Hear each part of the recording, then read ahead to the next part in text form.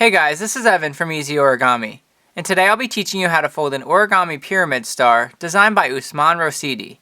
This is an elegant modular design, and it's very simple to fold. This model requires 6 square sheets of paper.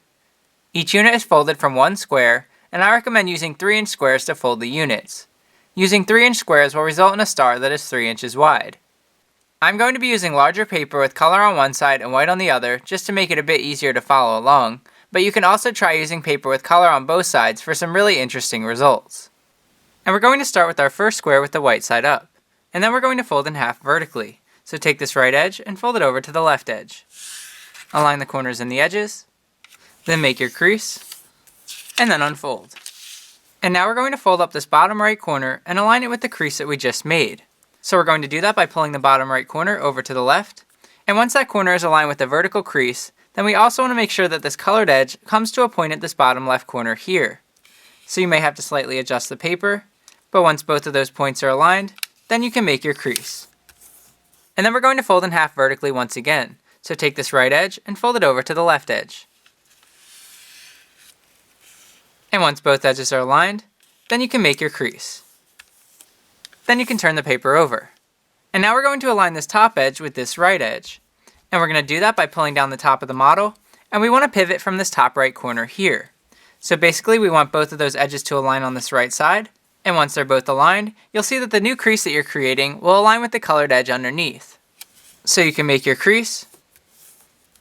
And now we're going to grab the top colored layer of paper on the left side of the model, so we just want to lift up a single layer, and we want to swing it over to the right so that we're essentially unfolding the model along an existing vertical crease.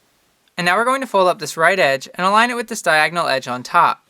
So we're going to do that by lifting up the bottom right corner. And this is similar to what we did before because we want to pivot around this right corner while aligning this colored edge with this diagonal edge on top. So once both of those edges are aligned, then again you'll see that the crease you'll be creating will align with this colored edge underneath. And then you can make your crease. And once again, we're going to fold the model in half along an existing vertical crease. So we're going to do that by folding this right corner over to the left corner here. So we're just going to lift up the right side of the model and fold it over to the left. And once both of those corners are aligned, then you can make your crease. And then you can turn the paper over. And now we're going to make an angle bisector from the top left corner here. And we're going to do that by lifting up the top layer of paper on the right side of the model, and we're going to pull it over to the left. Then we want to start at the top and work our way down until the two colored edges are aligned on the left side of the model. Just like this, and if you've done this correctly, you'll see that the layers will align with the edges underneath as well. So once everything is aligned, then you can make your crease through all layers, and then you can turn the paper over. And now we're going to lift up this flap of paper on the right side of the model, and we're going to fold it over to the left as far as it'll go. You'll see that the white edges will align on both sides of the model, creating this triangle. Then you can make a sharp crease, and then unfold. And now we're going to tuck the same flap of paper underneath this colored layer on the left. And we're going to do that by lifting up the flap on the right and simply tucking it underneath the colored layer on the left. You may have to slightly adjust the layers on the top of the model to make sure that the paper collapses along the crease that we just made.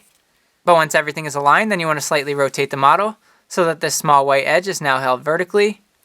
And this is one completed unit. Now you must fold 5 more.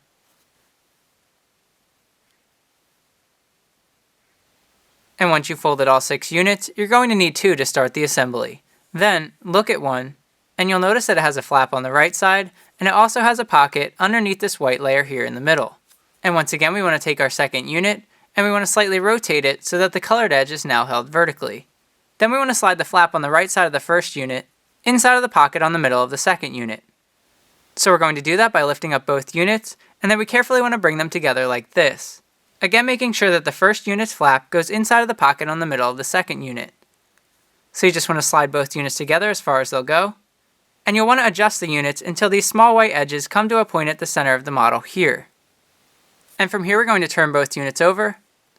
And I want you to notice this vertical edge on the first unit and this colored flap on the second unit. And what we want to do is carefully mount and fold that colored flap behind the vertical edge to lock the 2 units in place. So you carefully want to open up the pocket underneath that vertical edge, and then we want to tuck the colored flap inside as far as it'll go. So you simply want to mount and fold it like this, and then the unit should be locked in place.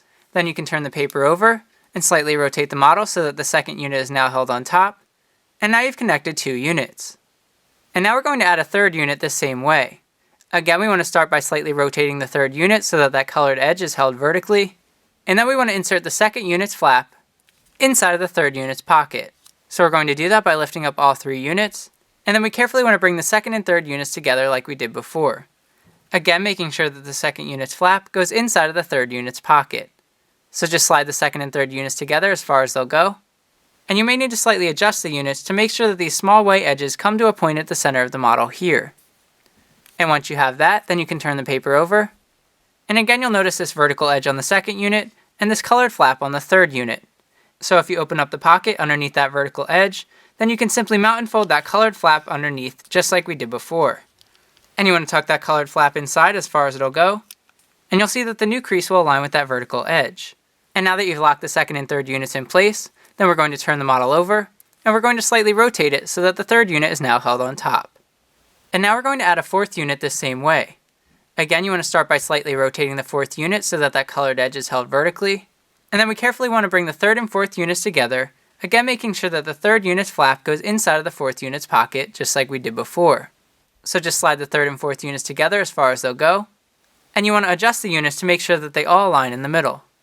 Then we're going to turn the model over. And then we want to lock the third and fourth units together just like we did before. So again, we want to take this extra flap on the fourth unit, and we want to mount and fold it inside of the pocket on the third unit, and you want to tuck it inside as far as it'll go. And now that the third and fourth units are locked together, then we can turn the model over and slightly rotate it so that the fourth unit is held on top. And now we're going to add the fifth unit the same way. And we're going to start by rotating the fifth unit so that that colored edge is held vertically.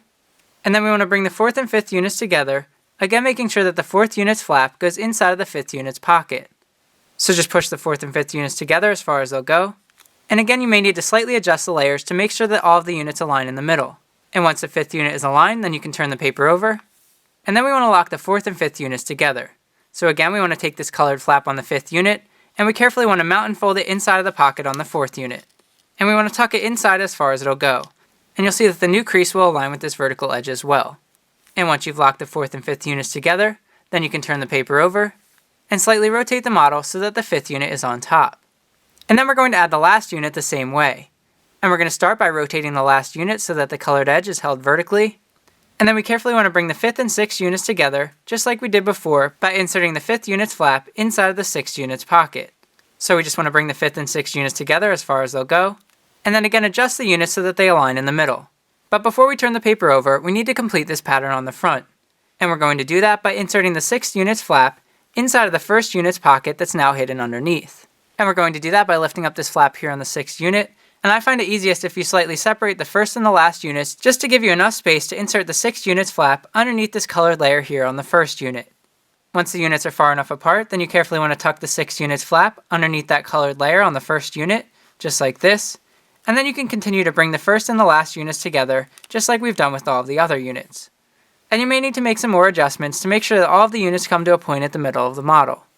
And once you've done that, then you can turn the model over, and then we need to lock the remaining units in place. So we're going to do that by lifting up this flap here on the sixth unit, and again we want to mount and fold it inside of the flap on the fifth unit, just like we've done on all of the others. So we're just going to mount and fold that flap inside as far as it'll go. And then we're going to slightly rotate the model so that the sixth unit is held on top. And to finish it off, we need to lock the first and the last units together. So we want to take the colored flap on the first unit and mount and fold it inside of the pocket on the sixth unit, just like we've been doing. So you just want to tuck it inside as far as it'll go. And once you have this, then you can turn the model over, and your Origami Pyramid Star is complete. I hope you've enjoyed this video tutorial on how to fold an Origami Pyramid Star designed by Usman Rosyidhi.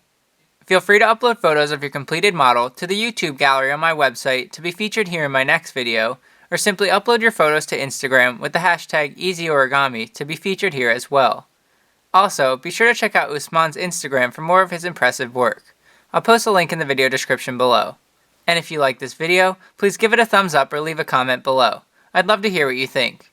And of course, subscribe to my channel and hit the notifications bell for more videos like this. Thank you for watching. I hope you're all staying safe and healthy, and I'll see you in the next video.